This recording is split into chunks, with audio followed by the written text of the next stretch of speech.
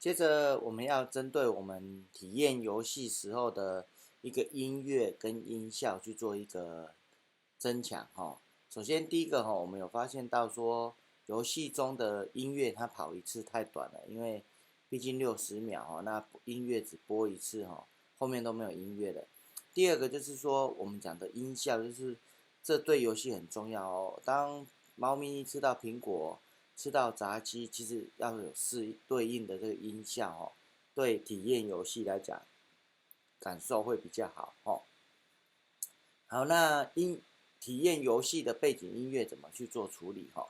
好，首先第一个，我们来看一下舞台区这边关于音乐跟背景的设定，还有倒数计时这里。好，我们来看它的音效哈。音乐在这边，比较可惜的是，在播放音乐的时候哈，它没有计时的功能。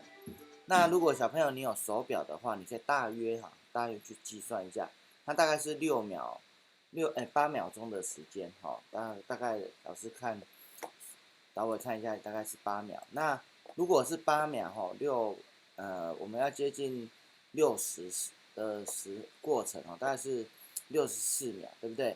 好，那你可以为了这个哈，你把你的体验的时间哈，把它增加到65秒。好，那这边我一样扣65次，好，它会归零嘛，好，然后就会切换成场景4。好，那我怎么让这个音乐播8864嘛，播8次呢？好，那播8次哈，你如果直接在这个音效这里播8次哈，它会变成音乐播完之后才去倒数计时。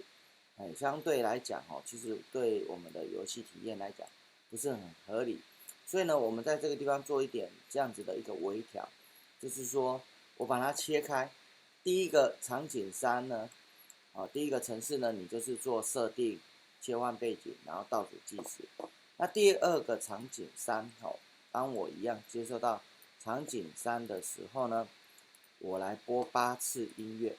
好，那也就是说你会发现说，诶，那这样子我同时收到场景3的时候，对这个城市被舞台的城市来讲，它会做2件事情。好，这个叫做多工处理，就是我接受到一个指令，同时做2件事情。好，那再来就是有关这个吃到苹果、吃到炸鸡的一个音效设定。好，那什么叫吃到苹果？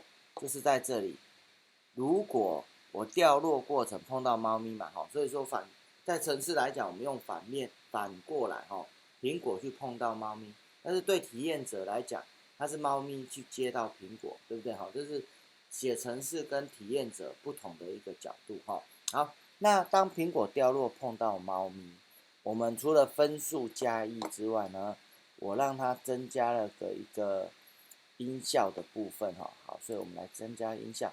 那老师比较喜欢的2个音效，一个是这个当做扣分的，这个当加分的。